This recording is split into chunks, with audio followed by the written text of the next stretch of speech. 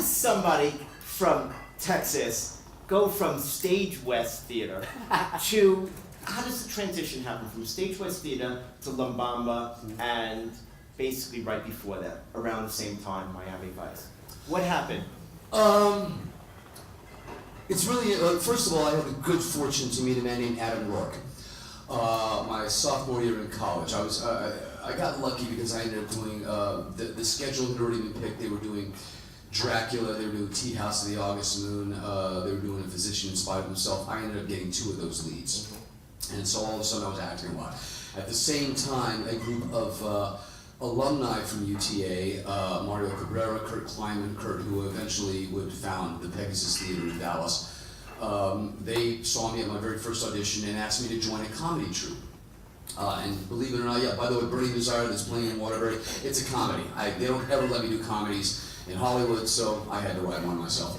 But I started off in a comedy troupe, and we were called the 0 Hour, and we would do sort of raunchy sketch comedy, like, you know, R-rated Saturday Night Live stuff in this punk club called Zeros. And if you weren't funny, they threw bottles at you. You know, I mean, they were punks. It was the early 80s. And so that was kind of my testing ground. But over the course of the next couple of years, I was doing theater at Stage West. I was doing UTA college productions. I was acting in films and television, small things. The Dallas series I did a guest spot on when I was like 19 or 20. And I met Adam Rourke, who opened up the Film Actors Lab. And I was one of the first 6 students to take his course.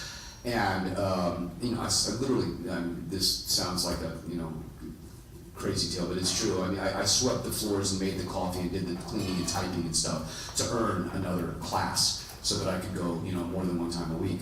And you know, Adam was a beautiful, wonderful man. Not only did he teach you film technique and just the real stuff, you know, I mean, how to hit your marks, how to play a close-up as opposed to a master.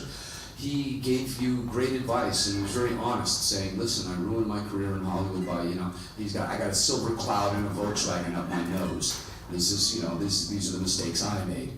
And he would, you know, counsel us in that respect. So I was getting a lot of film training as well as doing a lot of professional theater. Now the funny thing is, so I graduated with a Bachelor of Fine Arts in Theater. I was actually making a living being an actor, which, you know, in Dallas, Texas. And I have to say, you know, part of it was because there wasn't a lot of guys that looked like me.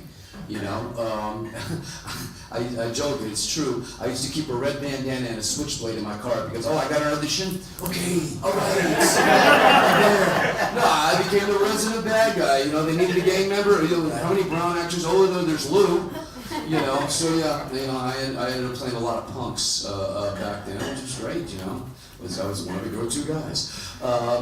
And so I get a call one day from my agency in Dallas, and she said, yeah, there's a musical, it's about the life of Frankie Valli, and your audition is tomorrow at 1 o'clock. And I'm like, Frankie Valli?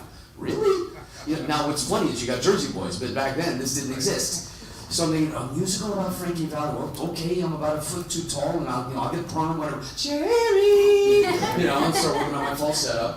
And so I go down, and it is not a musical about Frankie Valli. It is a Hollywood movie about Ritchie Valens. And I'm going, what the hell are they doing in Dallas, Texas?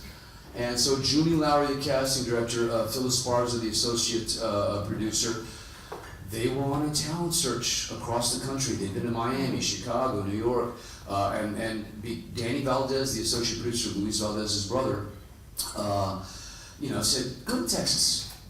Go to Texas. So they were in Dallas and San Antonio, and that was it, you know.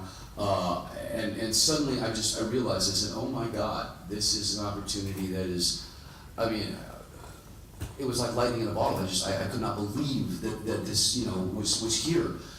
And it was interesting because I read first for Bob, and then I read for Ritchie, and Junie said, all right, listen, I'm not supposed to do this, but I'm going to ask you anyway.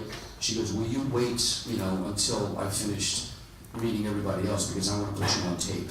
And I'm like, oh, I can do it. Not a problem. Yeah. You know, I'll sleep here if you need me to. You know? So So yeah, they put me on tape, and then 2 weeks later they flew me out for a screen test, and the rest is kind of history.